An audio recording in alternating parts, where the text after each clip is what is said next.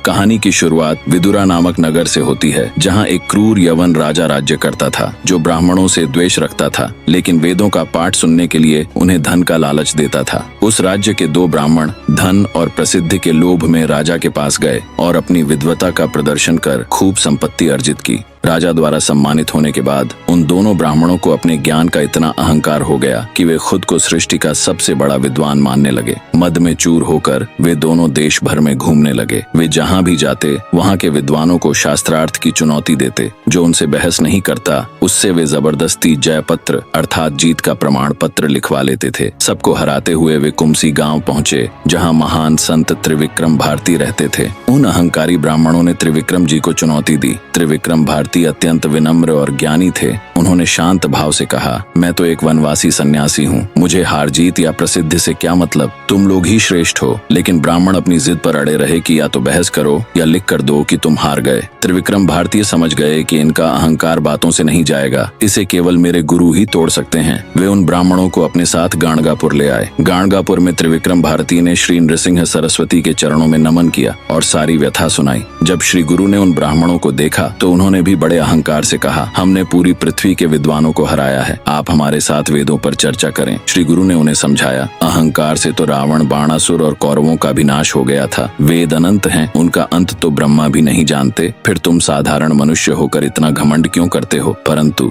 विनाश काले विपरीत बुद्धि। उन ब्राह्मणों ने गुरु की बात नहीं मानी और अपनी श्रेष्ठता का दावा करते रहे। श्री गुरु ने एक पौराणिक कथा सुनाई। प्राचीन काल में भारद्वाज ऋषि ने वेदों का पूर्ण ज्ञान प्राप्त करने के लिए कठोर तपस्या की। ब्रह्मा जी ने प्रसन्न होकर उन्हें कई बार आयु जीवन काल बढ़ाई ताकि वे अध्ययन कर सकें। 3 जन्मों तक निरंतर वेदों का पाठ करने के बाद जब भारद्वाज ऋषि को लगा कि उन्होंने सब जान लिया है, तब ब्रह्मा जी ने उन्हें वेदों का वास्तविक स्वरूप दिखाया। वह ज्ञान सोने के चमकते हुए 3 विशाल पहाड़ों के समान था। ब्रह्मा जी ने उन पहाड़ों में से केवल 3 मुट्ठी रेत उठाई और कहा, तुमने 3 जन्मों में बस इतना ही सीखा है, वेद अनंत हैं। यह देखकर भारद्वाज ऋषि नतमस्तक हो गए। इसके बाद श्री गुरु ने समझाया कि कलयुग में मनुष्यों की बुद्धि कम है, इसलिए महर्षि वेद व्यास ने उस अनंत ज्ञान राशि को 4 भागों में विभाजित किया, ऋग्वेद, यजुर्वेद, सामवेद और अथर्ववेद। उन्होंने अपने 4 शिष्यों पैल, वैशंपायन, जैमिनी और सुमंतु को अलग अलग वेदों का ज्ञान दिया। श्री गुरु ने उन अहंकारी ब्राह्मणों की परीक्षा लेने के लिए चारों वेदों की एक एक शाखा, उनके गोत्र, देवता, छंद